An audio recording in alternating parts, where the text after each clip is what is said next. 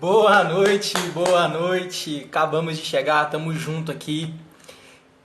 Daqui um minutinho só nós já vamos voltar no pique, começar a nossa live, né? Começar com a nossa palavra. E é isso, né? Expectativa para hoje está gigantesca. Tenho certeza que Deus vai falar muito conosco. Ele já falou muito comigo nessa palavra. Sabe, meu coração está queimando, meu coração está sedento por essa palavra. É algo que é muito real para mim, esse negócio chamado vocação e destino. E eu vivo muito isso, eu não posso falar sobre algo que eu não vivo. Então eu preciso expressar aquilo que Deus colocou no meu coração, aquilo que é realidade para mim. E essa palavra queima no meu coração há muito tempo, até que ela tornou real. Deus me fez passar por um processo muito grande de espera. Deus me fez passar por um processo muito grande de aprendizado. Eu tive que estudar bastante, tive que ir muito atrás, tive que gastar tempo com Deus, gastar tempo com muito conteúdo, sabe? E algum dos instrumentos que me ajudou a ter o conteúdo, a ter base, a ter embasamento, a ter firmeza para poder falar sobre isso, foi algum desses livros que eu vou mostrar aqui. O primeiro livro que eu quero mostrar para vocês hoje chama Louco Amor, do pastor Francis Chan, lá da Califórnia. Cara, que livro fantástico! Se você puder, peça, leia, engula esse livro, deixe que essas palavras entrem dentro do seu ser, falando muito sobre Jesus. Outra coisa que marcou a minha história foi no começo desse ano, quando eu fui para a Escola do Clamor, do pastor Ricardo Robortelli, em BH. Lá ele lançou esse livro aqui, ó, Transformados pela Glória. Que palavra, que conhecimento tem o pastor Ricardo Robortelli. Durante a ministração eu vou citar alguns trechos dele, alguns conteúdos que foi ele que semeou em minha vida, sabe?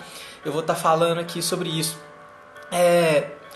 Outros dois livros que eu quero comentar, eu não tenho a versão física deles, mas eu tenho o PDF deles, do Brennan Manning.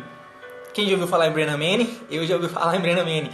O primeiro é Um Impostor que Vive em Mim. Cara, seja transparente, seja a sua melhor versão, seja sincero, seja honesto. Sabe, ninguém perde por ser transparente. Se você for a imagem e semelhança de Jesus, se você for transparente de verdade, as pessoas vão ver Jesus em você o tempo todo. Então seja transparente. Exclua da sua vida esse impostor que você tenta carregar. O outro é o Evangelho Maltrapilho. Sabe, durante esse livro ele fala de alguns problemas de alcoolismo que o Brennan Manning teve. E é muito legal, é uma leitura muito edificante, sabe? É uma leitura que falou muito comigo. E eu tenho certeza que vai falar muito com você também. Jesus nunca excluiu ninguém, sabe? Ele sempre esteve aberto a todos. Ele tinha um amor especial pelos casos perdidos. Repare bem, quando ele precisou de discípulos, ele foi na beira do mar pegar pescadores. Ele não foi ao palácio buscar os serviçais do rei. Então ele tem um apreço especial por aquelas pessoas que estão escondidas nos lugares mais distantes. Então Deus te ama. Se você está escondido, se você acha que ninguém está te vendo, não pense assim. Jesus te enxerga, ele tem um apreço especial por você. Creia nisso o tempo todo. Não deixe que isso fuja da sua mente. Não deixe que isso seja uma mentira para você. O pessoal está acabando de entrar. Eu já quero agradecer a todos pela confiança. Quero agradecer a todos por estarem aqui com a gente. Vai ser um tempo muito especial. Tenho muita certeza disso. Rapidamente, alguns poucos detalhes aqui. A gente já vai colocar tudo.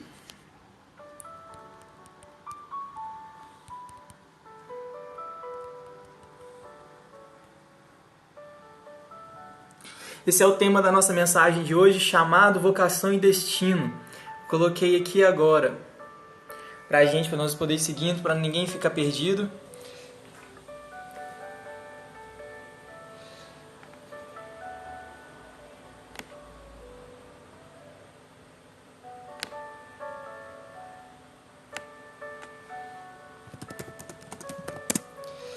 Então, sem mais delongas, vamos lá. Você que tem sua Bíblia, corre aí rapidinho, pega ela aí, seja na internet, seja no seu celular, seja no navegador, se você não tiver como sair da live e para poder pegar a sua Bíblia. Então, acompanha aqui comigo. É Marcos. Nós vamos abrir ela lá em Marcos. Marcos capítulo 11, versículo 1 ao 7. Vou te dar um tempinho para poder achar aí.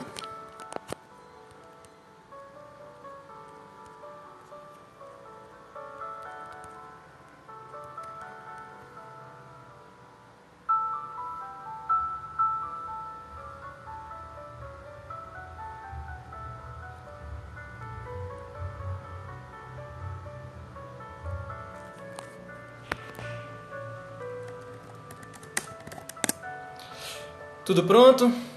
Pessoal, vem conversando comigo, eu tô vendo que tem bastante gente entrando na nossa live. DDI Acessórios, Gabi Maciel, Vitória, sejam todos muito bem-vindos. Ana Clara, Sansão, obrigado por estar comigo nessa, vocês são demais. Então vamos lá. Chamado, vocação e destino. Como que eu entendo um chamado? Não tem muito segredo. Uma pessoa que ela é chamada, ela foi convocada a assumir algo. Mas é impossível falar de chamado, é impossível falar sobre vocação e falar sobre destino sem antes a gente falar sobre avivamento. Porque ninguém que vive em Jesus pode ter um chamado em Jesus. Ninguém que não vive em Jesus pode ser vocacionado por Ele. Ninguém que não tenha sido regenerado, sido feito de novo, tem como ter uma vida em Deus. Não tem jeito, você precisa ser avivado, você precisa morrer para a sua velha vida, você precisa morrer para aquilo que você era, para que Jesus comece a agir em você. Você recebe o seu chamado, você recebe o avivamento. Então, eu defino avivamento como um corpo antes vivo para a carne, morrendo para as suas vontades e sendo vivificado para uma vida no Espírito. É um conceito muito básico, não tem segredo nenhum nisso. Um exemplo muito legal que eu tenho de avivamento é aquela mulher do vaso de alabastro, que fala lá no livro de Marcos. Aquela mulher, ela entendeu muito mais do chamado de Jesus do que o próprio discípulo Pedro, antes de se converter de verdade, antes dele negar a Cristo. Veja bem, antes de Jesus morrer na cruz, aquela mulher pegou o nardo, o perfume mais valioso que ela tinha, o perfume que ela ganhou quando ela fez 15 anos e era preparado para bodas dela no casamento ou para o falecimento dela. E ela abriu mão de tudo aquilo, foi e derramou esse nardo nos pés de Jesus Cristo. Ela morreu para aquilo que era importante para ela. Ela preferiu acreditar no chamado de Jesus Cristo de morrer naquela cruz para que a vontade dele fosse feita. Então, essa mulher foi avivada, porque ela morreu para aquilo que era importante para ela, para viver para aquilo que era importante para Cristo. Então, eu enxergo isso como um exemplo muito firme de avivamento. Isso queima muito no meu coração. Então, não tem como você ter um chamado, não tem como você ser vocacionado, não tem como você cumprir com um destino sem antes conhecer quem você é em Jesus Cristo. É impossível, não tem jeito, não tem outro jeito de você receber um chamado. Como você vai receber um chamado de alguém que você não conhece? Não tem jeito. Sabe? Jesus Cristo ele se aproximou dos discípulos. Então, para que Jesus pudesse chamar Pedro, Tiago e João, ele precisou se aproximar deles. Os discípulos conheceram Jesus antes de ouvir a voz de Jesus os chamando para serem discípulos. Isso é muito forte. Não espere receber o seu chamado se você não aproxima de Jesus Cristo. Não tem jeito. É uma mera ação e reação. Se você quer se conhecer, se você quer conhecer os planos de Jesus para você, você precisa se aproximar dele. Não existe outro jeito. Não existe outro jeito. Sabe? Avivamento, como eu já disse antes, é um corpo vivo sendo conduzido à morte da carne para a vivificação do espírito. Então vamos lá. É impossível falar de avivamento sem antes falar de sepultamento. Jamais seria possível ter vida no espírito sem a morte de Jesus. Porque quando o Senhor Jesus Cristo ele subiu aos céus, ele nos prometeu que enviaria um consolador. E esse Consolador foi o próprio Espírito Santo que trouxe vida ao nosso espírito para que a gente tivesse comunhão com o Pai. Certo? Ótimo. Então só é possível ter vida no Espírito porque Jesus Cristo cumpriu com o propósito dele. Só é possível ter vida no Espírito, ser vivificado por Deus no nosso espírito, ter aquele fogo queimando assim por dentro, porque Jesus Cristo um dia faleceu e enviou o Espírito Santo para nós. Agora sim. Agora nós temos vida no Espírito. Nós podemos agir. Deus é sempre bom. O primeiro passo para você ser avivado é morrer para a sua vontade. Sabe, eu quero te fazer um convite nessa noite. Quero que você pense aí rapidinho. Se liga nos seus botões aí. O que hoje seria impossível para você viver sem?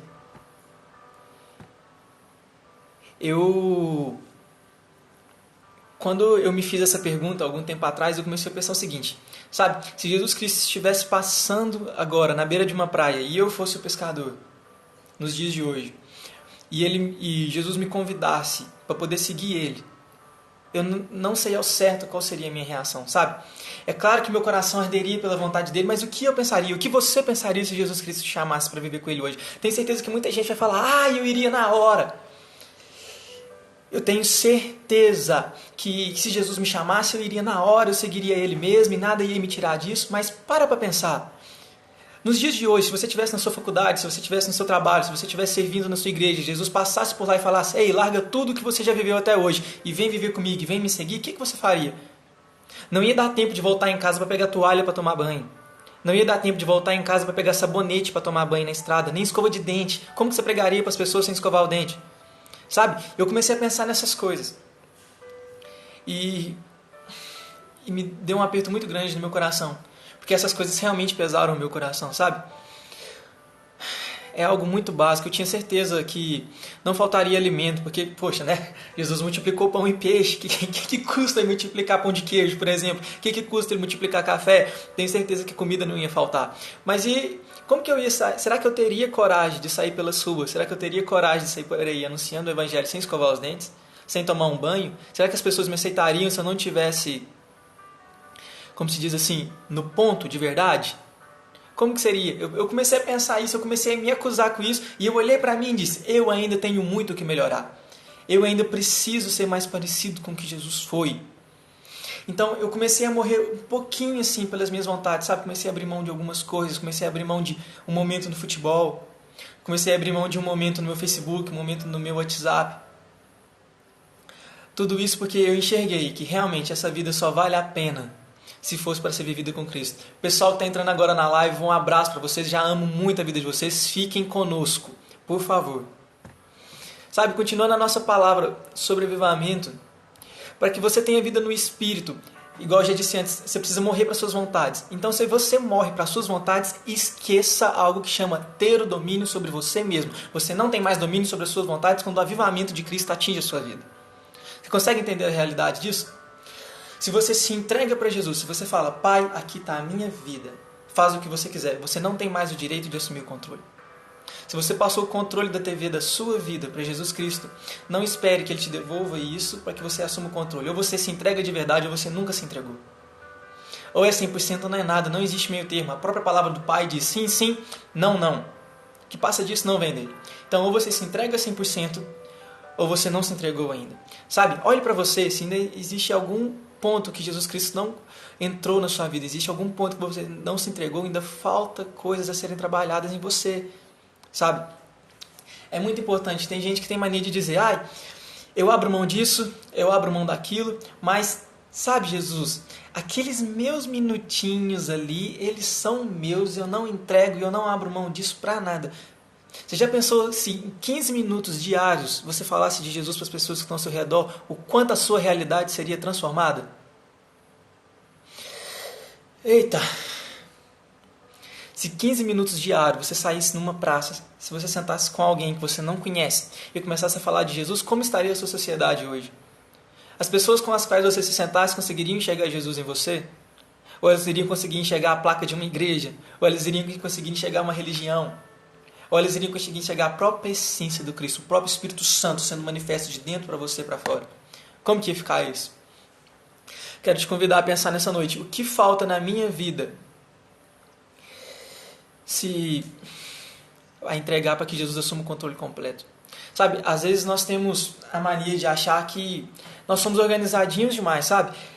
A minha agenda é assim, eu tenho tal horário, eu tenho às 2 da manhã...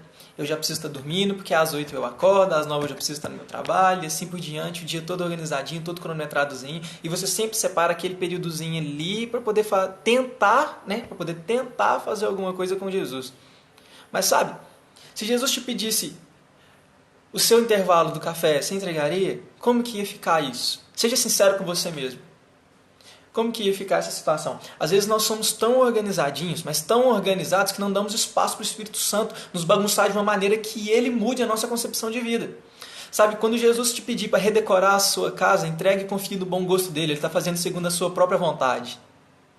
É desse jeito. Se você não muda, se você permanece o mesmo daquilo que você era, você não é a nova criatura. Sabe, se as suas ações antes de conhecerem Jesus ainda permanecem as mesmas hoje, você não foi transformado, você não é a nova criatura, você só é um religioso que acha que por cumprir normas está agradando a Deus. As coisas não são assim. Se você não abre mão por completo, a obra não foi feita. Sabe? E essa palavra me pesa muito, porque durante muito tempo eu fui um religioso. eu só preocupava com aquilo que eu queria, eu só preocupava assim, eu vou orar, mas beleza, mas eu vou orar o tanto que eu quiser orar. Eu vou orar por quem eu quiser orar. Eu vou orar, se eu esquecer de alguém aí, me perdoe, mas eu só vou orar por quem eu quiser orar. Aí eu era muito religioso. E eu falava, eu vou ficar sem pecar, porque senão não vai dar, eu não vou ter uma vida com Deus, como é que fica isso, né? E eu me preocupava muito mais em cumprir normas do que em construir um relacionamento, sabe? O evangelho não tem a ver somente com cumprir normas, ele tem a ver com construir um relacionamento com Jesus. Sabe? As normas, elas são preceitos da lei. Jesus não revogou a lei, pelo contrário, ele derramou graça sobre ela para que a gente pudesse cumprir com essa lei. Mas cumprir normas não tem a ver com construir um relacionamento com Deus. Construir um relacionamento com Deus tem a ver com passar tempo na presença dele. Ninguém conta intimidade para uma pessoa que não... Ninguém conta segredos, aliás, para uma pessoa que não tem intimidade. Você não conta seus segredos para alguém que você não tem intimidade. Então não espere que Jesus conte os segredos dele para você se você não tem intimidade com ele. Consegue enxergar a seriedade dessas coisas? Se você espera descobrir qual que é o seu chamado, isso está muito bem guardado em Jesus. Está muito bem guardado na profundeza do Espírito Santo. Então, se você espera descobrir qual é o seu chamado, qual é a sua real missão de vida, chega para perto dele. Todas as respostas para aquilo, para todas as dúvidas que você tem, está nele. Por quê? Porque é ele que escreveu o seu livro, sabe? Um dia Jesus Cristo pegou a sua vida e ele viu aquilo que você fez nela. E ele falou, não. Isso aqui não é a realidade sobre você, eu não te criei para isso. Aí ele pegou e começou a escrever de novo a partir dali. Uma nova realidade sobre você, uma realidade segundo o Espírito de vida que foi colocado em você, para que você viva segundo a vontade dele. E isso é muito importante. Sem essa concepção, nós não vamos conseguir viver a realidade de Jesus Cristo em nós. Certo? Então vamos falar agora um pouquinho sobre chamado. O que acontece? Primeiro, antes de falar de chamado, eu quero fazer uma seguinte explicação. Imagine uma televisão que está desligada. Desligada, a tomada não está na parede, a televisão está desligada. Beleza. Quando você pega a tomada da televisão e coloca ela na energia, aquela televisão ela ganhou vida. Ela ainda não acendeu a tela, correto? Ela ainda não começou a transmitir nada, mas existe uma energia correndo dentro dela. Ela já ganhou vida. Isso é avivamento. Eu considero isso como avivamento, quando nós recebemos vida. Mas ainda nós não estamos vivos, nós ainda não começamos a agir, nós não sabemos o que a gente vai fazer, sabe? Então, quando a tomada da televisão é colocada na parede, ela ganhou vida.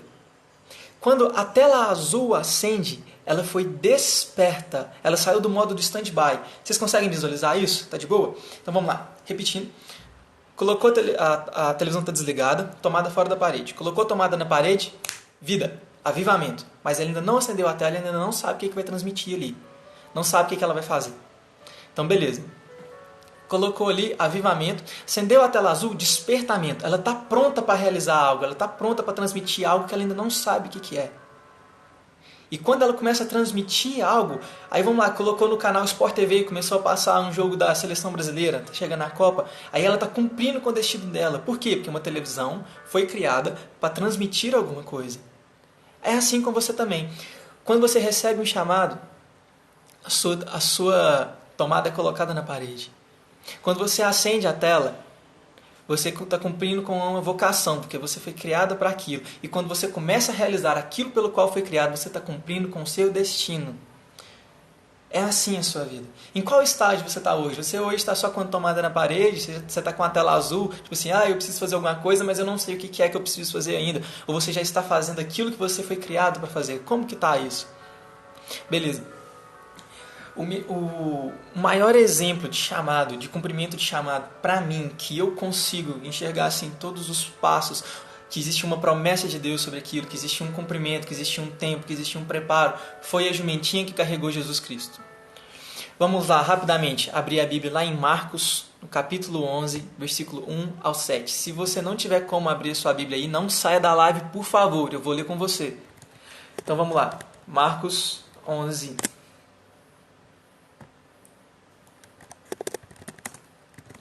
Marcos 11, 1 a 7. Nós vamos começar agora a falar a essência da nossa palavra. Se você chegou agora, saiba que você é um amado por Deus. Jesus te ama muito, eu te amo muito, eu estou muito feliz por poder estar aqui. Então vamos lá, entrosa aqui com a gente. Marcos 11, 1 a 7. A internet aqui ficou um pouquinho lenta. Só um segundo.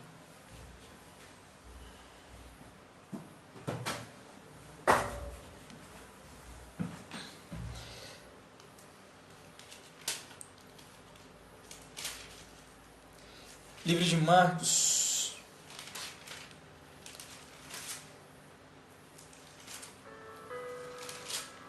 Onze, 1 a 7. E em Marcos 11, 1 a 7 podemos ler o seguinte. Quando se aproximavam de Jerusalém, Betfagé e Betânia, junto ao Monte das Oliveiras, Jesus enviou 2 de seus discípulos e disse-lhes: Ide ao povoado que está diante de vós, e logo que entrardes ali, encontrareis um jumentinho amarrado, em que ninguém ainda montou. Soltai-o e trazei. E se alguém vos perguntar por que fazer isso, respondei: o Senhor precisa dele e logo o mandará de volta para cá. Eles foram, acharam o jumentinho amarrado a um portão do lado de fora na rua e o desamarraram.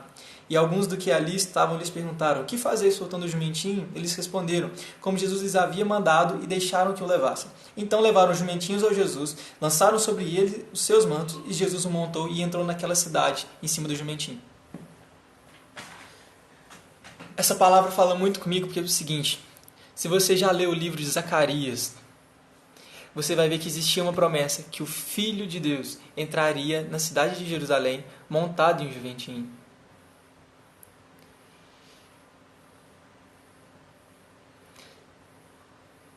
Zacarias 9:9 que fala sobre essa passagem, que Jesus entraria em Jerusalém montado em cima de um filho de jumenta. Então vamos lá. Existia uma promessa sobre um filho de jumento. Beleza, tá aí tudo certo. Mas quantos jumentinhos será que existiam na época de Jesus? Eu acho que existiam milhares. Eu acho que existia muitos de verdade. Então, sobre a palavra de um filho de uma jumenta, existia uma promessa. O que é promessa? Promessa é uma tarefa específica dada a alguém específico e um contexto específico para fazer algo que foi capacitado a fazer. Vamos lá? Vamos repetir. Promessa é uma tarefa específica dada a alguém específico em um contexto específico para fazer algo que já foi capacitado a fazer pelo próprio Deus. Beleza? Então, o que acontece? A jumentinha, um jumento, qualquer um, não necessariamente que ele carregou Jesus, mas qualquer jumento, ele tem no DNA dele características que o conferem a capacidade de carregar peso. Isso é verdade, isso é fato, é assim até os dias de hoje. Certo? Eu chamo isso de vocação. Quando você tem características específicas para fazer algo que você foi capacitado a fazer aquilo. Então vamos lá. Existia uma promessa sobre um filho de jumenta, mas por que aquele exclusivo que estava amarrado naquela casa que foi escolhido para carregar Jesus? Poderia ser qualquer um. Sabe? Talvez hoje Jesus tenha uma promessa de alguém que vai ser usado na sua cidade para transformar, para ser um início de um avivamento. Talvez seja a chama inicial de um avivamento que vai estrondar na sua cidade. Talvez exista essa promessa sobre a sua cidade. Mas talvez eles digam: ei, é um jovem de 22 anos. Quantos jovens de 22 anos existem nas suas cidades? O que diferencia um jovem de 22 anos de você que tem 22 anos? O que te faz diferente? Sabe? Voltando para o nosso contexto, para a nossa palavra, existiam milhares de jumentinhos ali. Milhares. Mas o que diferenciou aquele jumentinho dos demais jumentinhos? Sabe o que foi? O lugar que ele estava posicionado. O seu posicionamento em cima de uma promessa que foi te dada vai definir o cumprimento ou não daquilo que foi prometido para você. Vou repetir. O seu posicionamento em cima de uma promessa feita vai definir ou não o cumprimento daquilo que foi te prometido. Se não for com você, vai ser através de outro, mas a palavra de Deus não falhará. Então, o que define alguém que vai ser usado por Deus de alguém que não será usado por Deus é o posicionamento que você tem em cima de uma promessa. Existe uma palavra de Deus para nós, existe uma palavra de Deus para o Brasil, existe uma palavra de Deus para nós que somos jovens do Brasil, que nós seríamos enviados para conquistar as nações. Mas por que eu ainda não fui enviado? Por que você ainda não foi enviado? Porque às vezes o nosso posicionamento ainda não agradou a Deus conforme deveria agradar. Talvez a gente precise melhorar um pouco mais. Talvez algumas características em nós precisam ser mudadas. Aquela jumentinha estava posicionada no lugar certo. ela tinha as características desejadas. Jesus precisava de uma jumentinha que conseguisse carregar ele, que ninguém mais havia montado. É específico, está lá. Ninguém deveria ter montado aquela jumentinha. Sabe, às vezes nós perdemos o cumprimento da palavra de Deus por não nos guardar para Jesus da forma correta. Talvez hoje você possa pensar assim, aquela jumentinha, ela se guardou, ninguém montou ela senão Jesus Cristo, até o dia que Jesus Cristo montou ela. E você? Alguém mais já te usou sem ser Jesus? Você hoje é usado por mais alguém senão Jesus Cristo? Você tem se guardado para poder corresponder ao anseio de Cristo? Se Jesus Cristo tem um anseio, eu quero corresponder a esse anseio do coração dele. Eu quero me posicionar, eu preciso estar do jeito correto para cumprir com isso. Isso é meu, isso é muito pessoal meu. Mas e você? Você também queima isso no seu coração, sabe? Se Jesus Cristo precisa de alguém lá na faculdade tal, no endereço tal, na hora tal, para que a vontade dele seja anunciada e uma vida seja convertida, você estaria lá? Como que está isso na sua vida? Como que está o seu posicionamento frente àquilo que Jesus Cristo tem falado com você? Sabe, às vezes o que nos falta é um posicionamento correto diante de algo que já foi prometido por Deus e que precisa ser realizado. Às vezes a gente pergunta, por que o avivamento, a gente ainda não viveu um avivamento no Brasil conforme o país de Gales viveu, conforme a Coreia do Sul viveu? Por que nós ainda não vivemos? Porque o posicionamento nosso como igreja, quando estamos reunidos, porque eu sozinho não sou igreja, eu só sou igreja quando eu estou com 2 ou mais pessoas. Essa é a promessa de Jesus. Onde estiverem 2 ou mais pessoas reunidas em meu nome, ali eu estarei. Então eu sozinho não sou igreja. Mas quando eu me reúno para ser igreja, qual é o meu posicionamento diante da sociedade na qual eu vivo? Como que fica isso? Sabe? Às vezes nós não nos posicionamos de uma maneira correta quando estamos reunidos. Às vezes a gente precisa que está envolvido, eu dependo do meu líder para ser alguém avivado, eu dependo do meu pastor para ser alguém avivado. Cara, o grande segredo de você ser constante é aprender a queimar sozinho no lugar secreto. Se você não consegue queimar sozinho no secreto, você não vai conseguir queimar em público, porque o seu fogo não vai durar longe do lugar. Sabe? Quando você precisa apresentar algo que você não tem, de onde você vai tirar? Como que fica isso?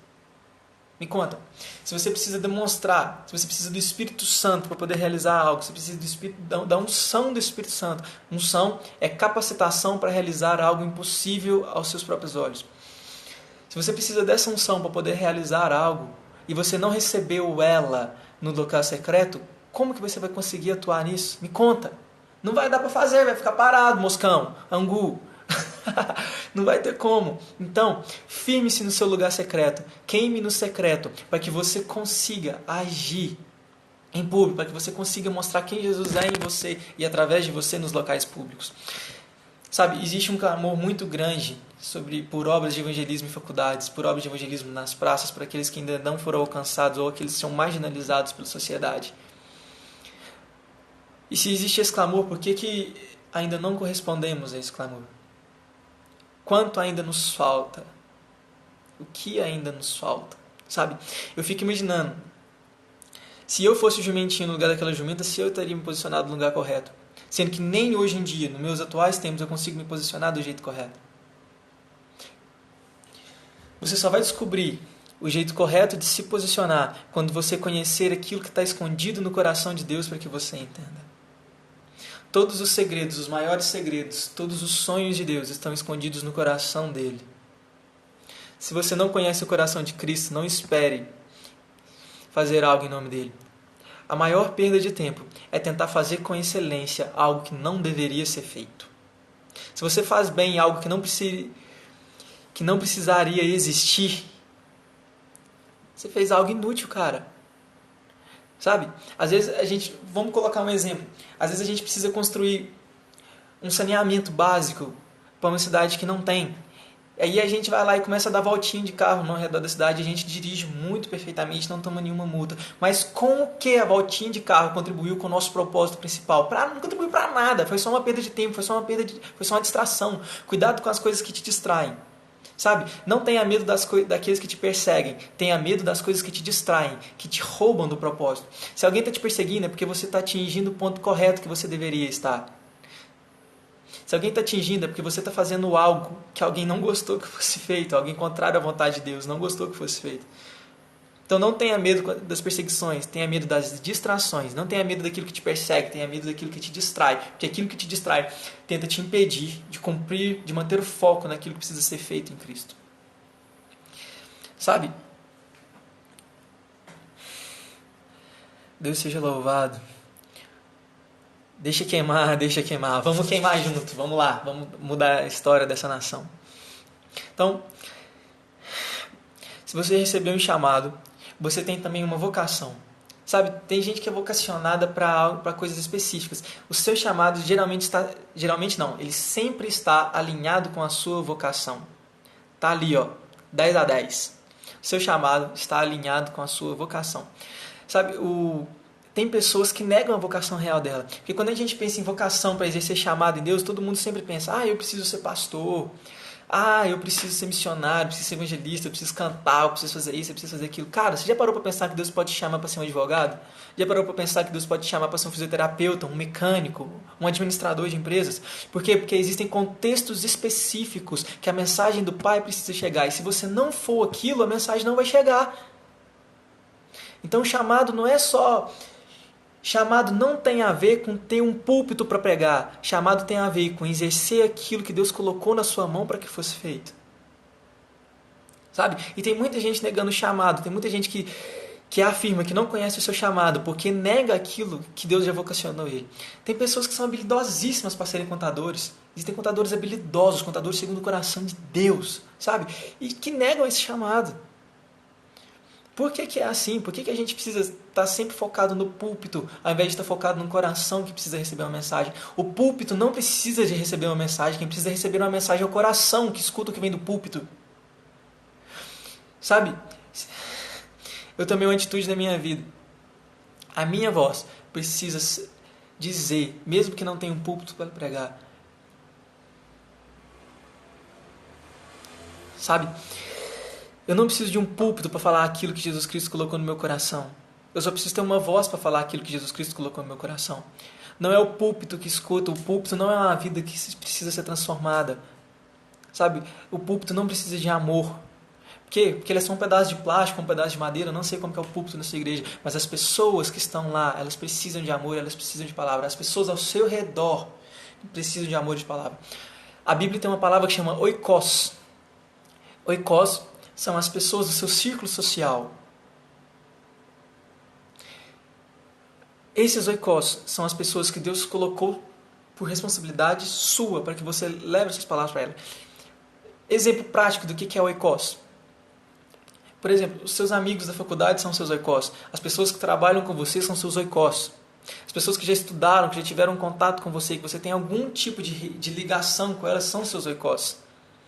Então, é responsabilidade sua anunciar a palavra de Deus para elas. Não espere que Jesus Cristo te coloque na frente de uma igreja, em cima de um altar, para que você fale. Você pode sair pelas ruas para poder falar. Sabe? O coração das pessoas estão sedentos. A sua palavra é água viva.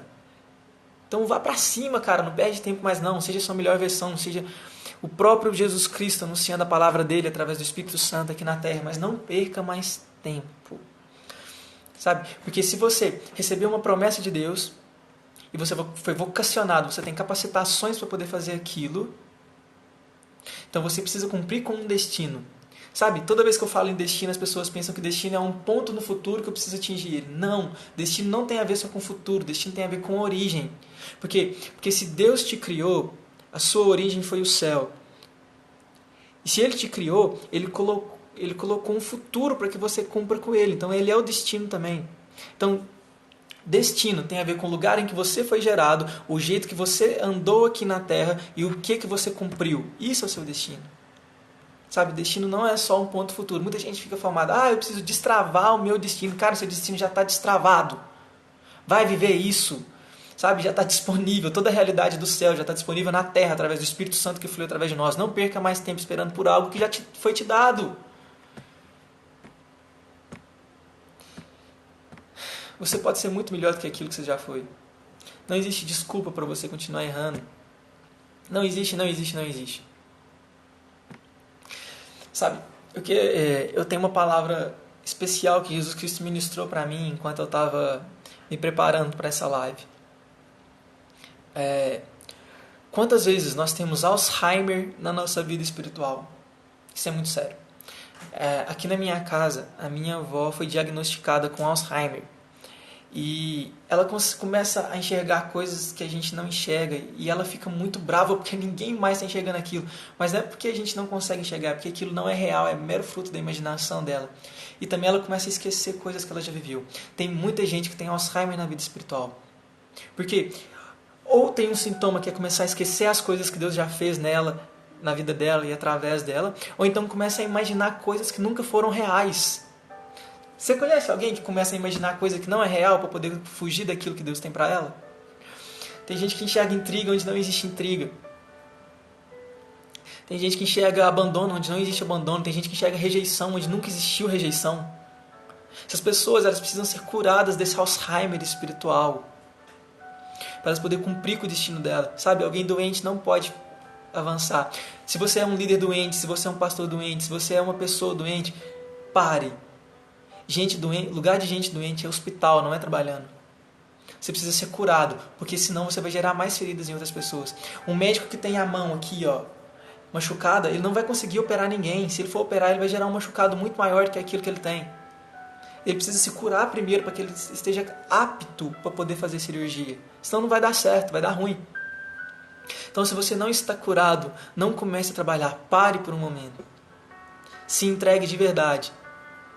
Sabe? Seja transformado. Deixa Jesus Cristo colocar bálsamo nessa sua enfermidade, sabe? Às vezes a gente imagina que o irmão que está do nosso lado tem o poder de nos machucar, quando na verdade nós é que decidimos o que nos machuca ou não. Se algo te ofende, por que aquilo te ofendeu?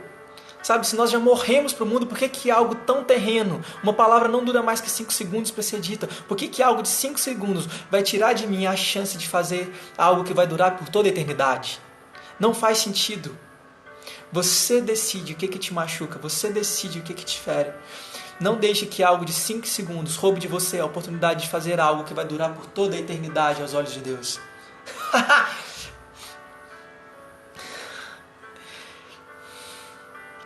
Você pode ser muito melhor do que isso que você está sendo, cara.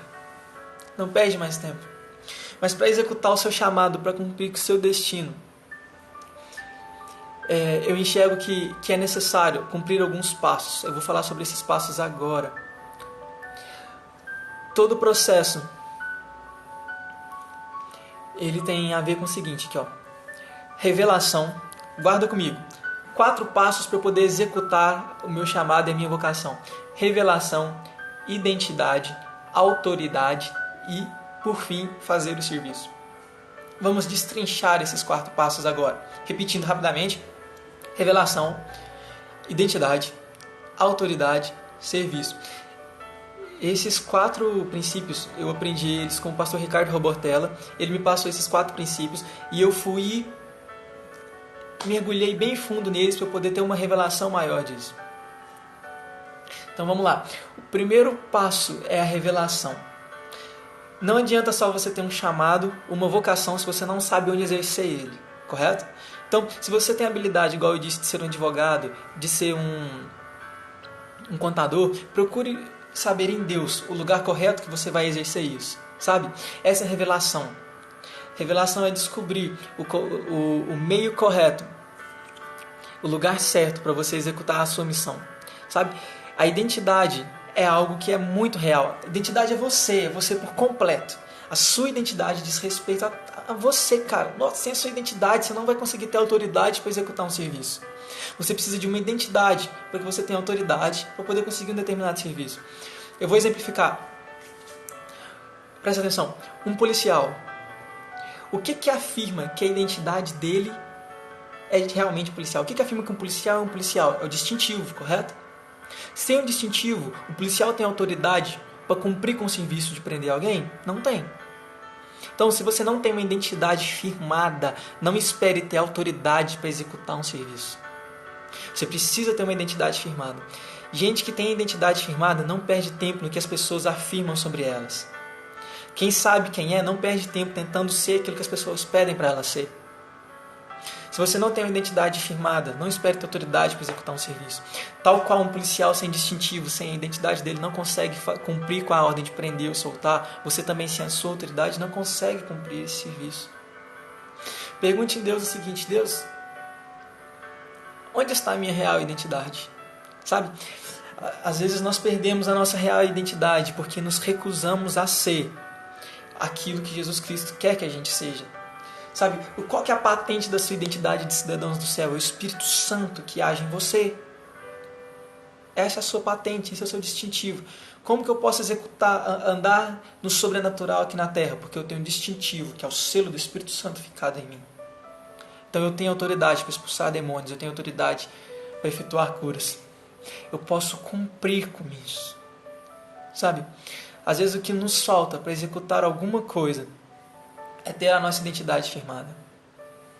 Qual foi a última vez que você duvidou de quem você era? Isso foi hoje? Isso foi ontem? Se você recusou orar por cura porque você achou que não seria capaz de orar por cura, você não tem identidade firmada. Você não sabe que é filho. Você não sabe que é um cidadão dos céus. Se você achou que você oraria por alguém e a cura não iria acontecer, você tem um problema de identidade que precisa ser resolvido nisso aí. Sabe, eu já experimentei, para a honra e glória de Deus, é claro, eu já experimentei ser usado em cura, sabe, e é algo magnífico. Jesus me disse que uma mulher seria curada de joelho, eu nem sabia que ela tinha problema no joelho, eu cheguei para ela e orei por ela, e aquela mulher foi curada de verdade do joelho. E eu falei: testa agora, onde estava doendo, o que estava acontecendo, o que você não conseguia fazer. Ela disse assim: eu não conseguia agachar. Então eu falei: então agacha. Ela foi e agachou, levantou, e eu não sinto mais nada. Eu estou assim: é claro que você não sente, Jesus já tirou tudo daí, não tem mais dor, não existe mais nada, Ele já pagou o preço por essa cura. Essa é a real identidade. Não a minha de ter sido instrumento para ser usado como cura, mas a dela, de alguém sarada. Essa é a real identidade dela. Jesus nunca quis que ela tivesse um problema com o joelho.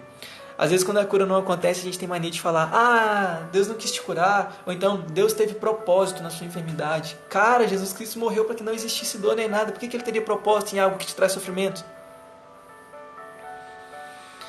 Talvez você afirme: ah, é porque no deserto que Deus ensina. Realmente, é no deserto que Deus ensina, não no sofrimento. Deserto não significa sofrimento. Deserto significa lugar de aprendizado, sala de aula. Não necessariamente sofrimento. O enxergar sofrimento no deserto depende da ótica que você enxerga o deserto que você passa. O deserto só vai ser sofrimento se você decidir enxergar ele assim. Se você não enxergar o seu deserto como uma sala de aula, você vai enxergar ele como um sofrimento. Vai ser algo penoso para você, não algo que te edifica. Se o seu deserto não te edifica, ele não está cumprindo com o propósito pelo qual ele foi criado por Deus. Se o seu deserto não está te transformando, você não está entendendo o seu deserto da forma correta. Precisa ser melhor que isso. Dá para ser melhor que isso. Se Deus está te ensinando algo, pergunte para Deus qual que é o 100% daquilo que Ele está querendo dizer. Sabe, quando eu me ajoelho para orar, eu tenho mania de perguntar o seguinte: Deus, sobre o que o Senhor quer falar hoje? Porque tantas vezes eu já cheguei com os assuntos prontos para Deus, sabe? Já cheguei assim: Deus, eu preciso disso aqui na minha vida, eu preciso daquilo outro, eu preciso ser tratado nisso aqui, eu preciso dessa bênção, daquela outra. Mas foram poucas as vezes que eu perguntei para Deus sobre o que Ele queria falar naquela noite, o que estava no coração dele. Às vezes Deus queria me alertar para algo e eu nem perguntei sobre o que Ele queria falar. Eu já cheguei tão pronto, tão cheio de mim, que eu não me esvaziei para receber algo dele. Sabe, o grande segredo de você descobrir o que está no coração de Deus é perguntar para Ele o que está no coração dele. Às vezes Deus fala A com você, mas o que significa esse A para Deus? E aí, como é que fica? Talvez A seja a decisão para a sua vida. Às vezes a gente tem mania de subestimar a resposta de Deus. Quando Jesus Cristo viu que Lázaro estava chorando, Ele nem deu uma resposta, Ele chorou. Aliás, quando Jesus Cristo viu que Lázaro estava morto, Ele não deu uma resposta, Ele chorou. Eu digo assim, não quando Maria avisou Ele, mas quando Ele chegou de frente à cova, Jesus chorou, correto? Beleza. Então Ele não falou nada ali, a resposta de Cristo para aquela situação foi chorar. E a gente tem mania de subestimar essa resposta. O que esse choro de Jesus Cristo quis dizer? Quis dizer que era alguém que Ele amava, que era alguém com quem Ele se importava e que Ele mesmo tomaria o rumo daquela situação, que tomaria as rédeas daquela situação para alterar aquela realidade. Sabe? Às vezes Deus não deu uma resposta que Ele alteraria a nossa realidade e a gente está ali travado sem tomar uma atitude diante daquilo. Tenho certeza que quando Jesus Cristo mandou trazer Lázaro para fora, Ele mesmo já tinha curado aquele negócio. A alegria no coração de Maria já tinha sido enchido. Marta já tinha ficado alegre. Ei, se posicione sobre aquilo que Jesus Cristo já começou a fazer. Não subestime as respostas dele. A palavra de Deus tem poder para criar. Lá em Gênesis, quando Ele disse, haja luz, houve luz. Então, se Jesus Cristo deu uma resposta, se Deus deu uma resposta, mesmo que pequena, mesmo que curta aos seus olhos, Ele já criou uma realidade totalmente distinta daquela que você estava vivendo. Ele já te levou para ser melhor. E Ele já liberou você sobre um destino. Existe algo muito forte nisso. Sabe? Mas para você... Vamos voltar aqui para o nosso assunto. Eu fugi um pouco, me perdoem. Mas para a gente fazer algo, a gente precisa ter disponibilidade para fazer algo. Quando eu comecei a pensar sobre disponibilidade, Jesus Cristo trouxe essa palavra para mim da seguinte forma. Eu fui para uma pracinha aqui da minha cidade orar, eu me afastei um pouquinho para poder ter um tempo de oração com Ele, e eu comecei a falar, ai Deus, queria tanto que tal pessoa se convertesse, sabe? Queria muito, Pai, poder levar a Tua palavra na vida daquela pessoa, daquela outra pessoa, de alguns amigos meus da faculdade. E eu queria tanto, eu falando com Deus, eu queria tanto ver o avivamento naquela faculdade, eu queria tanto ver as coisas transformando, mas aí eu comecei a imaginar, sabe, como que essas pessoas reagiriam quando eu chegasse para falar de Jesus para elas, e o meu coração travou naquilo. Eu tô assim, será? Acho que não vai ser tão bom não, né? Então eu tô assim, não adianta nada eu sonhar por algo que eu não tenho disponibilidade para fazer. Essa palavra bateu muito forte em mim. Jesus me disse isso de forma muito clara. Não adianta você sonhar com avivamento na sua faculdade se você não tem disponibilidade para ser o instrumento de avivamento na sua faculdade. O exercício da autoridade que Deus te deu passa por ter disponibilidade para fazer algo que Deus colocou no seu coração. Disponibilidade, gente, não é só ter tempo. Disponibilidade é ter desejo de fazer algo de verdade. Porque às vezes você tem tempo, às vezes você tem uma tarde inteira livre.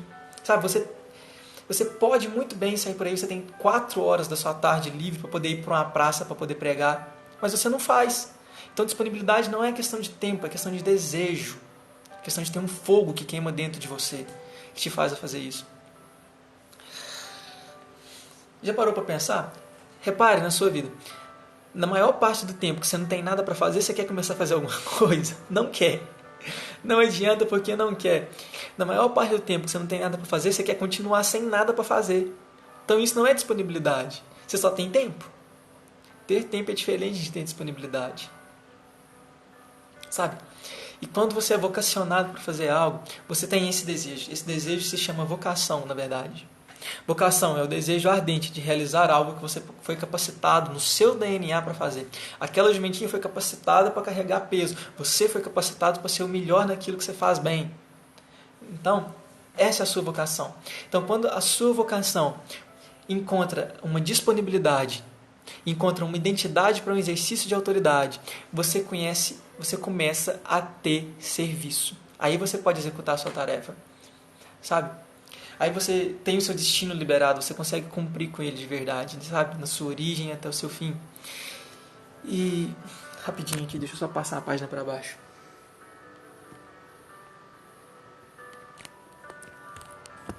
A gente já está acabando, só mais alguns segundos.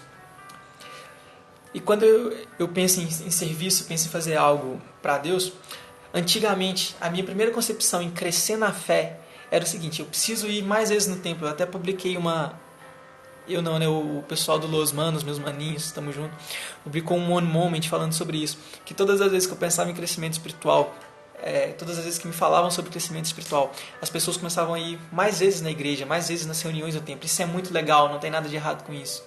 Mas crescimento espiritual não tem a ver com quantas vezes você vai ao templo. Crescimento espiritual tem a ver com quanto você consegue ser igreja fora do templo e que tipo de igreja você é fora do templo.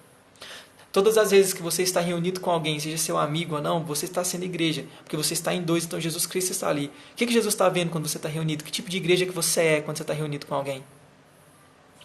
O que você consegue ser fora das quatro paredes do templo. É muito fácil você chegar nas quatro paredes do templo e começar a falar em línguas e começar a se mover lá no sobrenatural, a ter visões. É muito fácil, sabe? Você ir no monte e ter visões de anjos. Isso é muito simples. Nossa, isso não é difícil, de verdade. Isso é muito legal. Eu não estou criticando.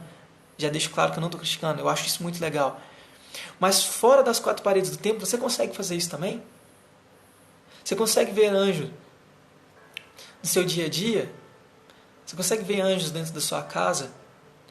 Você consegue falar em línguas na sua? Você consegue orar por cura fora das quatro paredes do templo? Às vezes tem alguém passando ali manquejando, você consegue ir lá botar a mão naquela pessoa e falar: ei, em nome de Jesus Cristo, você está curado, sai andando. Se você não vive isso fora das quatro paredes, é tempo de você mudar o seu mindset aí. De você mudar a sua configuração mental, para que você consiga fazer isso fora do templo também. Sabe? Aí as pessoas começam a crescer espiritualmente, elas pensam que elas precisam de um púlpito. E mais umas vezes ela começa a ir em todas as reuniões da igreja. E elas pensam que ir nas reuniões da igreja dá respaldo para a palavra dela. Ah, porque fulano tá em tudo aqui nessa igreja, ele pode pregar. Mas isso não dá respaldo para a sua palavra. O que dá respaldo para a sua palavra é aquilo que você vive. O que dá respaldo para a sua palavra é aquilo que você vive. O que dá respaldo para a sua palavra não é quantas vezes você comparece ao templo, é quanto você é igreja fora do templo. Sabe, dentro da sua casa, você é igreja. Adianta você falar de paz se você não vive paz dentro de sua casa? Não dá, cara. Não dá. Não dá para falar de sobrenatural se você não vive sobrenatural na sua vida. Sabe? Tenha intimidade com Deus, até que o natural seja sobrenatural. Até que o natural seja o sobrenatural, sabe? Você vai viver tanto no sobrenatural, você vai enxergar tantas coisas com os olhos da fé que você não vai mais conseguir enxergar as coisas com os olhos carnais, sabe? Às vezes alguém te trouxe uma palavra dura, ao invés de você falar, fulano tem algo contra mim, você vai dizer, ei, foi uma exortação do céu para minha vida. Eu realmente preciso corrigir isso. Às vezes alguém tenta te ferir, te joga uma palavra assim, ei, isso aqui é algo que eu precisava ser tratado, eu precisava não deixar essa flecha chegar até mim. Então Jesus trabalhou nas minhas defesas, glórias a Deus por isso, eu estou pronto para ir para o próximo nível. Sabe, é tempo da gente nos comportarmos como igreja, fora das quatro paredes do templo. É tempo da gente viver no natural, o sobrenatural. É tempo da gente sair e alcançar lá fora, levar para fora tudo que está escondido no coração de Deus ainda. É tempo de tornar real as obras sobrenatural que somente aqueles que têm acesso ao secreto de Deus conseguem enxergar. É tempo de tornar visíveis aos quatro olhos aquilo que está só mostrado no sobrenatural. Sabe, chegou a hora de viver tudo que a terra declarou como impossível. Pessoas impossíveis fazendo coisas totalmente miraculosas. Casos impossíveis. Pessoas impossíveis que ninguém falava, ei, esse aqui não vai ser nada na vida, esse aqui vai ser só mais um traficante, esse aqui vai ser só mais alguém da farra, alguém que sai pra beber, alguém que sai pra baladinha. Ei, pessoas impossíveis. Pessoas que ninguém imaginava que se converteriam. Vão fazer obras impossíveis também. Casos impossíveis, milagres impossíveis, transformações impossíveis, curas impossíveis. Por que não? Sabe?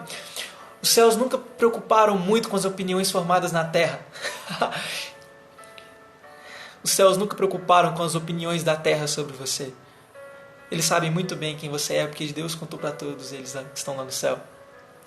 É hora de viver tudo que a terra declarou como impossível. Existe mais. Devemos caminhar no que Cristo declarou sobre nós, não naquilo que a gente declarou sobre nós, não naquilo que as pessoas declararam sobre nós. Nós devemos caminhar naquilo que Deus declarou sobre nós, até que o sobrenatural seja natural nas nossas vidas. Amém? Antes de partir, eu tenho mais algumas palavras só para declarar sobre você. Peço que, se você está lendo, se você está ouvindo essa live, que por um minuto só, você feche seus olhos.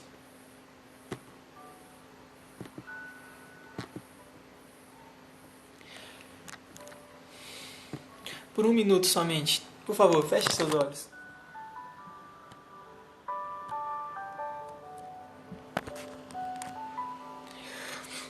Eu quero liberar algumas palavras sobre a sua vida. Por favor, feche seus olhos aí onde você está. Vou aumentar um pouquinho o volume da música.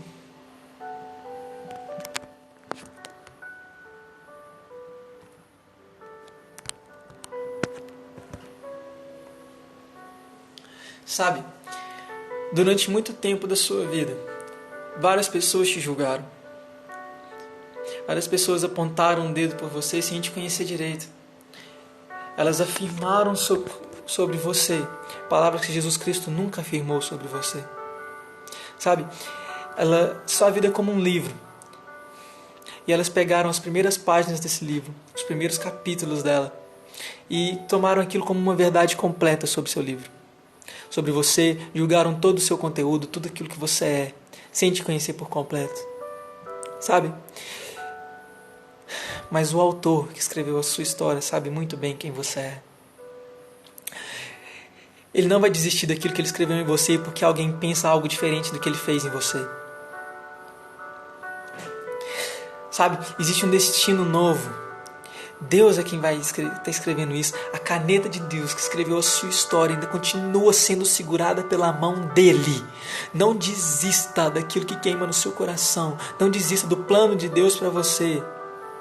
Ei, o melhor tempo da sua vida começa agora. O melhor dia para você viver o sobrenatural se chama hoje. Existe um destino inteiro sendo liberado sobre você nessa noite. O sobrenatural vai ser natural na sua vida. Tenha fé. Os planos de Deus nunca acabaram. Eles estão somente cumprindo-se em você agora. Você está sendo preparado para ser a melhor versão, para ser muito melhor do que aquilo que você já foi. Não desista, não pare, não deixe que ninguém afirme sobre você coisas que Jesus Cristo não afirmou sobre você. Vamos para cima. O céu não é o limite, é a nossa morada. Existem mais coisas que nós podemos fazer nele e através dele. Ei, esse é só o começo de tudo aquilo que Deus já preparou para você. Não pare. Essa é uma palavra real para a sua vida.